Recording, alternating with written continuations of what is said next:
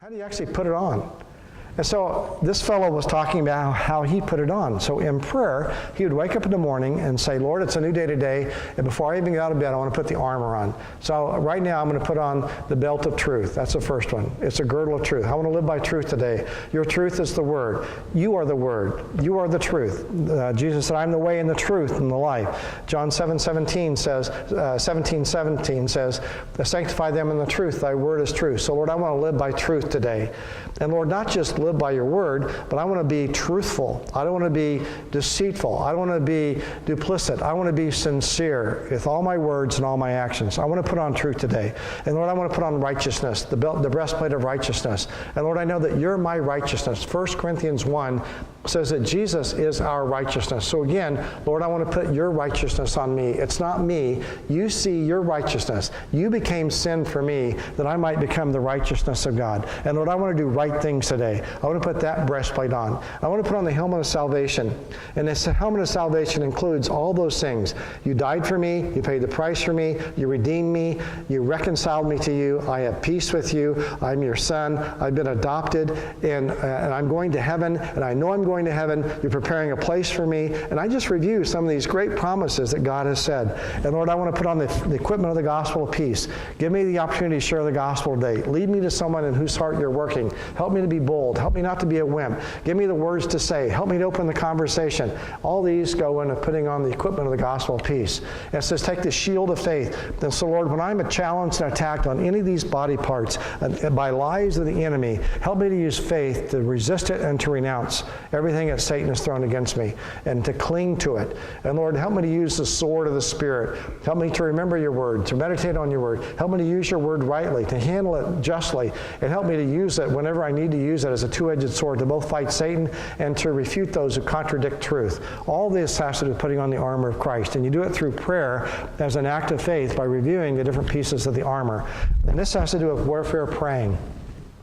Praying says, and today, Lord, I cancel every demonic scheme that's been made against me. I cancel every curse spoken over me. Every demon that has made an assignment against me, Lord, right now I command them to leave. And if you're being hit with any particular sin, be it lust or immorality or pornography or laziness or sloth or anxiety or hatred or bitterness or whatever it is, call that out as a named spirit and command it to leave from you.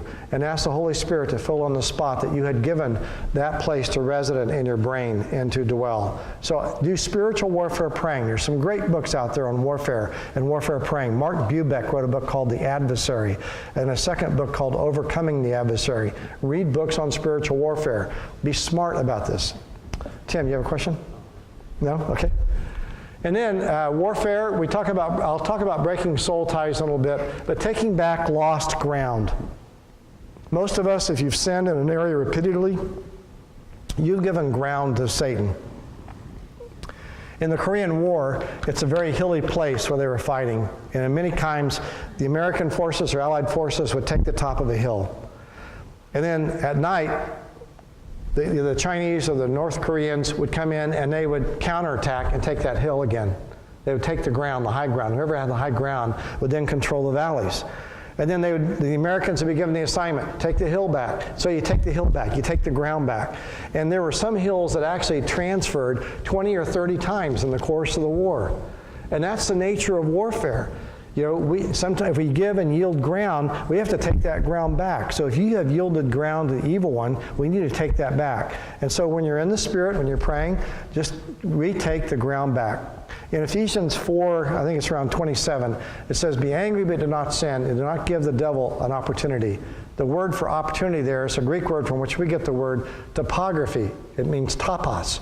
And topos is geographic space. So when you've given space in your head to the evil one by carrying out his deeds, by sinning in a certain repetitive way, you've given ground to the evil one, and you need to take that ground back. And you can do that through spiritual warfare, through praying. Just acknowledging that you've yielded the ground to Satan, ask the Lord to forgive you, and then by faith, take that ground back, and then ask the Lord to fill up the space, and don't give him that ground again by changing your habits and changing your routines. So take the ground back.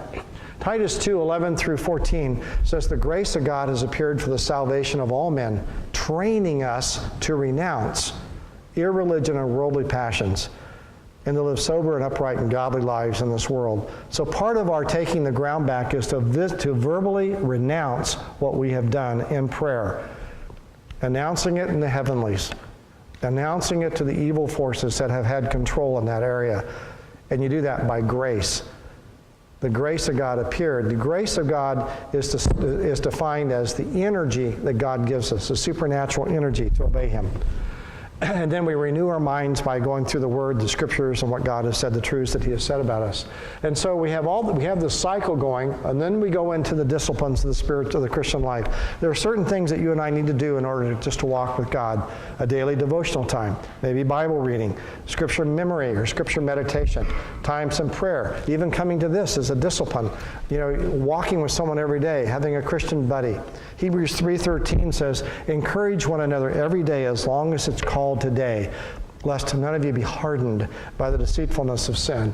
And so the disciplines could be fasting or extended time with God, confession, meditation, solitude, silence, any of these things that you do, whatever makes you feel connected with God, that brings you into the sanctuary and the presence of God, these are the disciplines that we do. And then, obviously, the cycle starts again. We're going to get reminded that we're broken, and then you're going to have to go back into soul introspection and go back into the presence of God, and we do that repeatedly throughout the day. So I love his cycle there, the soul care cycle. This is one of the best books written on marriage counseling. It's called His Needs, Her Needs. I don't know if you've ever seen this. My wife and I taught a Sunday school class. I went through this book for a whole semester. And I like it because he surveyed probably 60,000 couples.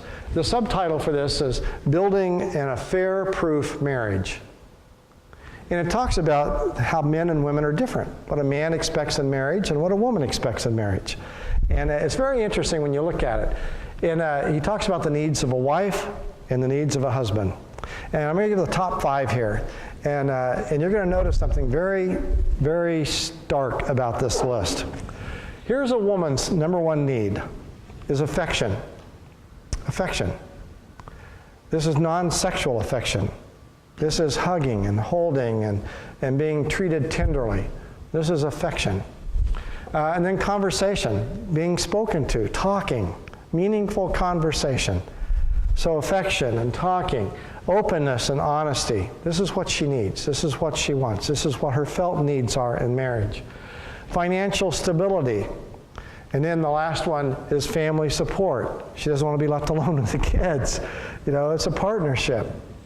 These are the top 5 needs for a woman. Now notice the top 5 needs for a man.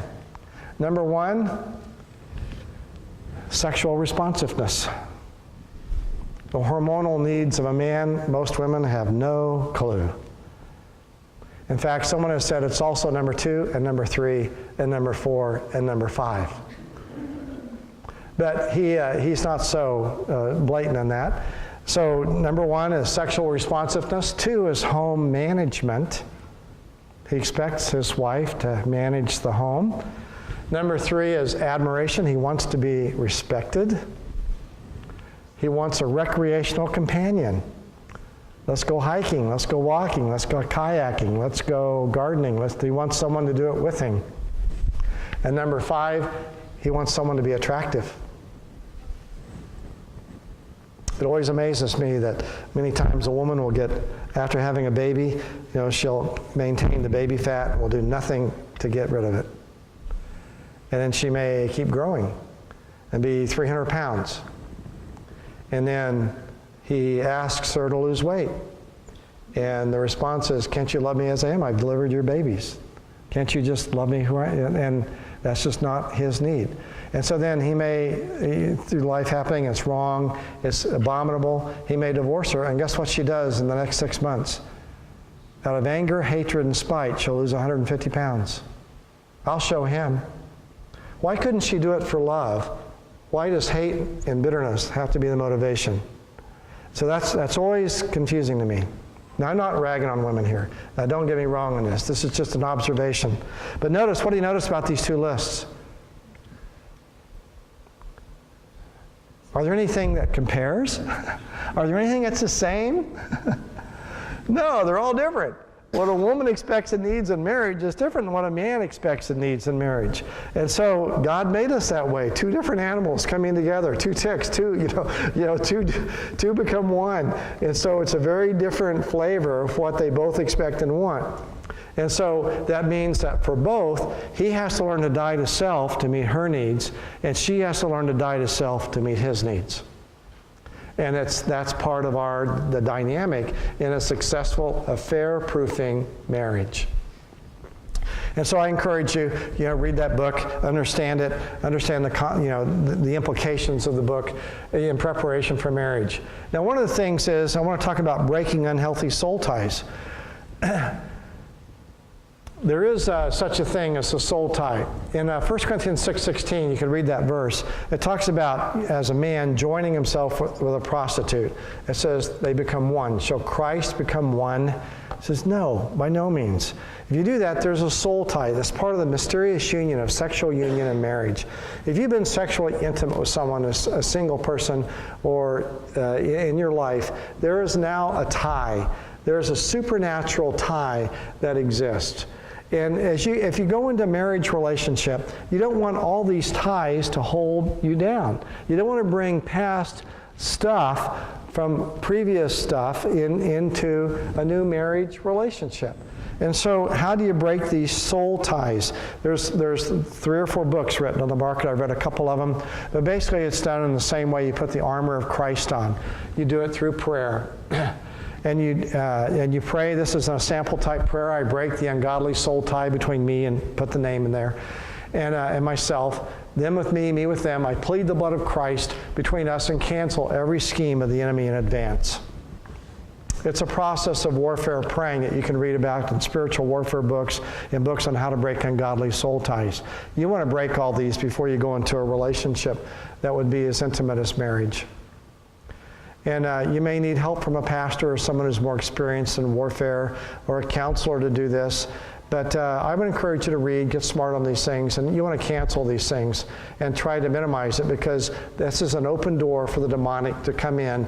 And it's because if on your wedding night, you're now with your spouse, and you're in the act of intercourse, you don't want to be thinking about past stuff. If you were raped, molested, or abused, my wife and I, again, in our counseling, we have seen a number of very horrible situations where because of unresolved, unbroken soul ties, now this was carried in and deeply affecting the marriage relationship. In one case, we were doing premarital counseling, and the Lord just gave me a word of wisdom about this girl. Or maybe it's called a word of knowledge. And I just asked her, I said, have you ever been raped, molested, or abused? I had no basis to ask that question. It seemed a very invasive, personal question. My wife looked at me and gave me that look, and then looked at the lady and said, you don't have to answer that question.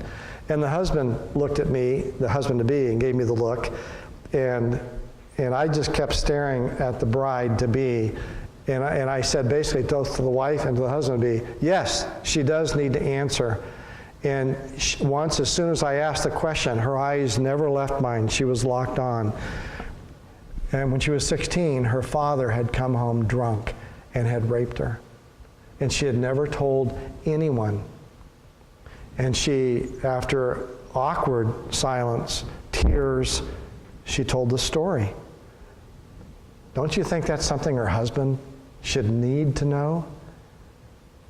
It's absolutely imperative that he would need to know her history, and particularly her wounds in this area, in order for her to work through it with him and the spiritual implications of what was going on, so that she could be whole going into marriage. That's the goal in all this. You want to be healthy and whole. You don't want to have ongoing addictions that are just gripping your life that then you throw on to your spouse-to-be. This is where you need to come into a right relationship, a more mature relationship with Christ, and get the help and the healing and the wholeness that you need before you go into two become one. So it's two people as whole as they can be to come together in one to fulfill what Christ has for us. So this is kind of a neat little thing that kind of shows us what's going on in the world. In 1 Thessalonians 5:23, it talks about spirit, soul, and body. There's three parts to us. And what happens is, when people in the modern day, what people do is they start off with the physical first. They go and, the question is, do you have sex the first date? If not the first date, then the second date. If not the second, then obviously the third, or you get dumped. And that's the world's philosophy. They start off right here. They start off the relationship with the body, and then if they end up getting married, then it's all physically related, and then they get to know mentally. The soul is defined as the mind, the will, and the emotions. And if you notice, what happens if you start off this way, this never gets touched in humanity, and it's just openness and emptiness. It'll never be touched because this overshadows everything. And as soon as you start having sex, the other aspects of your relationship are now thwarted as far as building a relationship. Another way to look at it, though, is this way. There's a book out called Choices on how to find a life partner. And it follows the pattern of Adam and Eve. Adam had a perfect relationship with the Master. He walked with God, had a relationship face to face. There was nothing lacking in his relationship with God. He had a mission, he knew what his mission was, and he was fulfilling his mission.